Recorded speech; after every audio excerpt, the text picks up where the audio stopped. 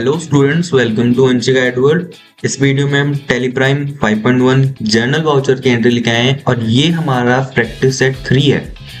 Practice set 1 और 2 already हमारा YouTube पे अपलोड है, आप जाके उसे देख सकते हैं। दोनों की लिंक डिस्क्रिप्शन में और आई बटन में आपको मिल जाएंगे। तो अभी बात करते हैं इस प्रैक्टिस सेट 3 की। मैंने क्या क्या चीज़ इसमें प्रोवाइड करी है आपके लिए, मैं आपको पहले बताता हूँ। यहाँ पर हमारे पास वाउचर एंट्री है। कौन से वाउचर की? जनरल वाउचर की। उनके हमारे पास आंसर जैसे कि ट्रायल बैलेंस और बैलेंस शीट यहाँ पर आपको प्रोवाइड करे हैं। उनको आपको कैसे मैच करना है? टेली प्राइम से जब भी आप उसमें एंट्री करेंगे, अपना बैलेंस मैच करेंगे, रिकलसाइन करेंगे, तो आपको भी यहाँ पे प्रोवाइड कर दिया जाए, जिससे आपको कोई भी दिक्कत नहीं है। जैसे मैंने यहाँ पर आपको डिटेल में बैलेंस शीट प्रोवाइड कर दी है, आपको डिटेल में ट्रायल बैलेंस प्रोवाइड कर दिया है, जिससे आप एग्जैक्ट अपनी वैल्यू और अपने हेड्स को, लेजर्स को मैच कर सकते हैं। फिर यहाँ पे मैंने आपको इन्हीं एंट्रीज की डे बुक भी प्रोवाइड कर दी है विद नरेशन, एग्जैक्ट डिटेल में।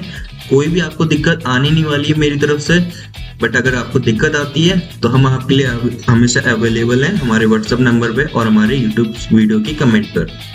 तो चलिए पहली अपनी एंट्री स्टार्ट करते हैं। तो स्टूडेंट्स, हम आ चुके हैं यहाँ पे अपनी टैली की स्क्रीन पे डे बुक में। यहाँ पे मैंने वो 12 की 12 जनरल वाउचर एंट्रीज यहाँ पे मैंने एंट्री कर दी है। तो मैं आपको समझाता हूँ इन एंट्रीज को कैसे करना है। तो पहली एंट्री हमारी है, Motilal started business with cash of 5 lakhs and cheque of 4 lakhs। कि मोतीलाल ने एक बिजनेस स्टार्ट किया है जिसमें उसने इन्वेस्टमेंट करी है टोटल 9 lakhs की, जिसमें कि 5 lakhs का हमारा कैश है और 4 lakhs की हमारी चेक है। इट मीन्स, तो यहाँ पे आपको इसको एंट्री में कैसे करना है, आपको ये इंटरफेस आपको पता ही है। यहाँ पर हमारा जनरल वाउचर सिलेक्ट है। जनरल वाउचर सिलेक्ट करने के लिए हमें F7 पे प्रेस करना होगा। यहाँ पे हमारा डेट है, डेट आपको ध्यान से डालनी है। और फिर मैं आपको ये बताता हूँ कि इसको कैसे फंडामेंटली परफॉर्म करना है, कौन सी चीज डेबिट में होनी चाहिए और कौन सी चीज क्रेडिट में। तो जो हमारा रिसीव होता है, आपको पता है गोल्डन रूल्स हमारे होता है डेबिट द रिसीवर। तो जो रिसीव हो रहा है हमारे पास, कैश रिसीव हो रहा है और चेक रिसीव हो रहा है। इन दोनों में हमारी अमाउंट रिसीव हो रही है। कैश में हमारा 5 lakhs और चेक्स में हमारा 4 lakhs। और कौन कर रहा है? Credit the giver. कौन कर रहा है? हमारा मोतीलाल, जो हमारा इन्वेस्टर है, बिजनेस का इन्वेस्टर है। तो वो हमारा, ठीक है स्टूडेंट्स। तो यहाँ पर हमें अगर देखना है कि ये हमारा लेजर है और इसको किसके अंडर हमने ग्रुपिंग करी है, तो हमें क्या करना है, कंट्रोल प्लस एंटर पे क्लिक करना है। और ये हमने कैपिटल में ग्रुपिंग करी है। आप पहली हमारी सेट के, अगर आपने दोनों ही हमारे सेट देखे होंगे तो हमने वो डिटेल में ये सब चीज बताई है कि कौन सा लेजर कौन से ग्रुपिंग में जाता है और किस साइड जाना चाहिए। तो आपको ये मैं बता दूं, यहाँ पर उसके बाद आपको एग्जैक्ट अमाउंट डालनी है। जैसे मैंने आपको बता दिया कौन से लेजर हमारे क्रेडिट साइड और डेबिट से जाएंगे। उसके बाद हम बढ़ते हैं अपने नरेशन की तरफ। नरेशन आपको बिल्कुल करेक्ट लिखनी है, जैसे कि मैंने आपको पहले ही भी वीडियोस में बताया है कि नरेशन का स्टार्टिंग फॉर्मेट है बीइंग से। आप बीइंग से स्टार्ट करेंगे, जैसे कि यहाँ पे मैंने लिखा है being Motilal started business, same to same जैसी हमारी एंट्री है, या फिर जो भी हमारा इस एरिया में परफॉर्म हुआ है, हमारे बिजनेस में परफॉर्म हुआ है, वो आपको सेम टू सेम यहाँ पे नरेशन में लिखना होगा, जिससे हमारी एंट्री में कोई भी इशू नहीं रहेगा जब भी हम एंट्री देखते हैं। ओके स्टूडेंट, और मैं आपको ये चेक हमारे बैंक अकाउंट के ग्रुपिंग में ये चेक का लेजर हमने यहाँ पे क्रिएट कर दिया है। और कैश तो हमारा कैश इन हैंड में ही हमारा ये लेजर रहेगा। तो बढ़ते हैं अपनी नेक्स्ट सेकंड एंट्री पर। सेकंड एंट्री हमारी, open a bank account in SBI bank with cash of 15,000। हमने कैश डिपॉजिट करा है SBI बैंक में, जिस हमारा बैंक अकाउंट ओपन हुआ है। जब हमने ओपन किया था तो हमने कुछ कैश इसमें डिपॉजिट करा है, तो उसकी एंट्रीज भी सेम टू सेम आएगी। मैंने आपको पहले ही बताया था कि जो रिसीव करता है वो हमारा डेबिट साइड आता है और जो गिव करता है वो हमारा क्रेडिट साइड। तो हम जो दे रहे हैं या फिर हमारे पास कैश आ रहा है, किस में आ रहा है? बैंक अकाउंट में आ रहा है, SBI बैंक अकाउंट में आ रहा है। तो जो रिसीवर है उसका नाम आएगा कहाँ पर? Debit side. और जो गिवर है उसका नाम आएगा क्रेडिट साइड। सेम एज यहाँ पे अमाउंट अपने बिल्कुल सही लिखी है हमने 15,000, और नरेशन में बिल्कुल सेम हमने जो यहाँ पे परफॉर्म हुई है एंट्री, सेम टू सेम हमने बीइंग फॉर्मेट के साथ इस नरेशन को फुलफिल यहाँ पे टाइप करके लिख दिया है। अब चलते हैं हमारी अपनी थर्ड एंट्री पर। थर्ड एंट्री हमारी है, परचेज अ मशीन ऑफ 3,000। हमने मशीन परचेज करी है 3,000 की।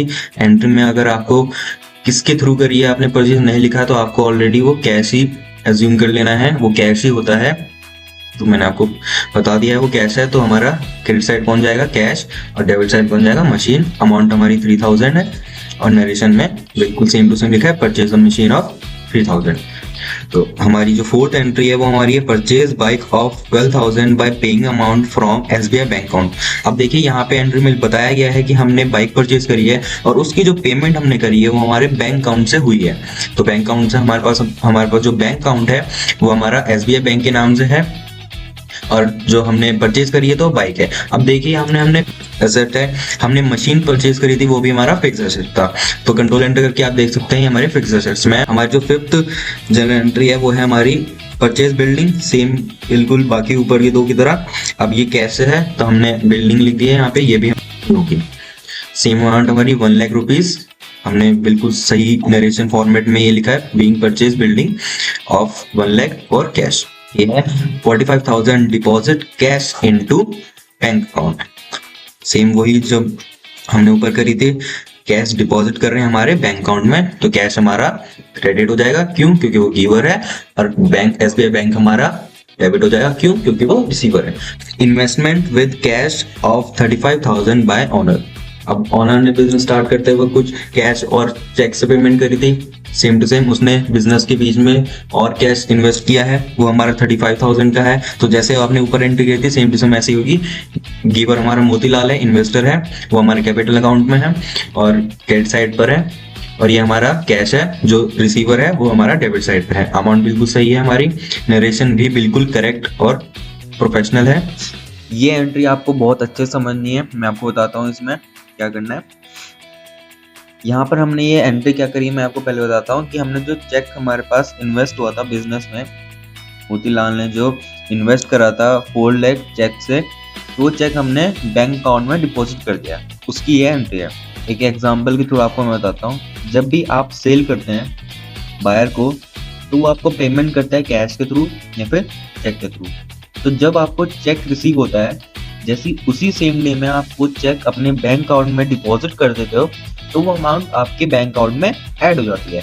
बट इन केस अगर वो आप उस चेक को नेक्स्ट डे डिपॉजिट करते हो तो वो जो पेमेंट होती है वो तो रिसीव हो जाती है, बट वो पेमेंट आपके बैंक अकाउंट में ऐड नहीं होती।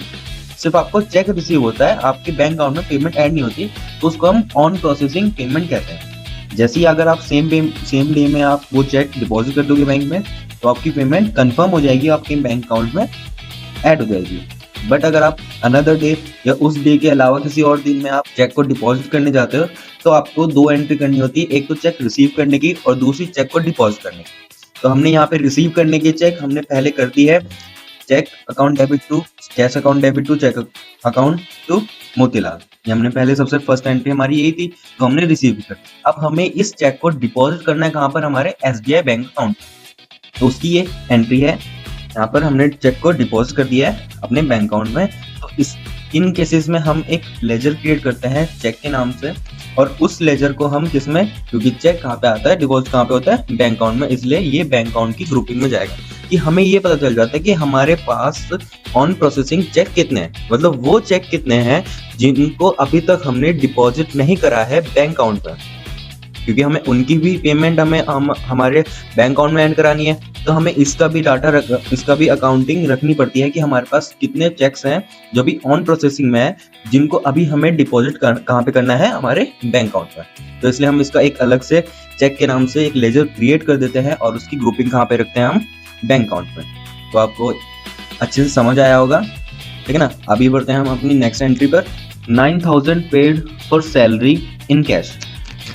अब हमने सैलरी पे करी है कैश में, तो आपको पता है सिंपली कैसे एंट्री होनी है।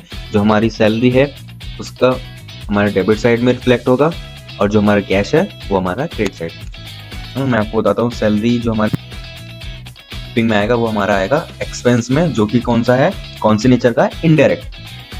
वो हमारे इनडायरेक्ट एक्सपेंस का पार्ट है।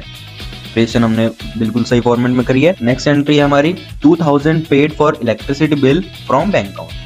यहाँ पे भी हमने एक एक्सपेंस जो कि हमारा इनडायरेक्ट एक्सपेंस है वो हमने पेड किया है किसके थ्रू, बैंक अकाउंट के थ्रू। तो हमारी नेक्स्ट एंट्री है हमारी purchase furniture of 6,500 in cash. हमने परचेज किया है एक फिक्स एसेट, वो क्या है, फर्नीचर, और कैश में किया है तो बाकी ऊपर की तरह एंट्री है, जैसे हमने मशीनरी परचेज करी थी, बिल्डिंग परचेज करी थी, सेम टू सेम उसी तरह से होगी। और नीचे हमारा डेबिट साइड में रहेगा। यहाँ पे हमने क्या किया है, विड्रॉल करें। अभी तो हमने डिपॉजिट करे थे 2 बार कैश को बैंक में, बट हमने बैंक अकाउंट से कैश विड्रॉल किया है, जो कि हमारा अमाउंट है 500 रुपीज। तो जो हमने विड्रॉल किया है वो हमारा डेबिट साइड, और जो जहाँ से हमने विड्रॉल किया है, जैसे कि हमने बैंक अकाउंट से विड्रॉल किया है, तो हमारा क्रेडिट साइड। देखिए मैंने यहाँ पे लिखा भी है नरेशन में 5000 withdrawal from bank account. Okay students, I hope आपको अच्छे से समझ आ गया होगा। कोई भी क्वेरी हो तो आप हमारे व्हाट्सएप नंबर पे डिस्कस कर सकते हैं, मैसेज कर सकते हैं हमको। चैनल को सब्सक्राइब करें। Thank you.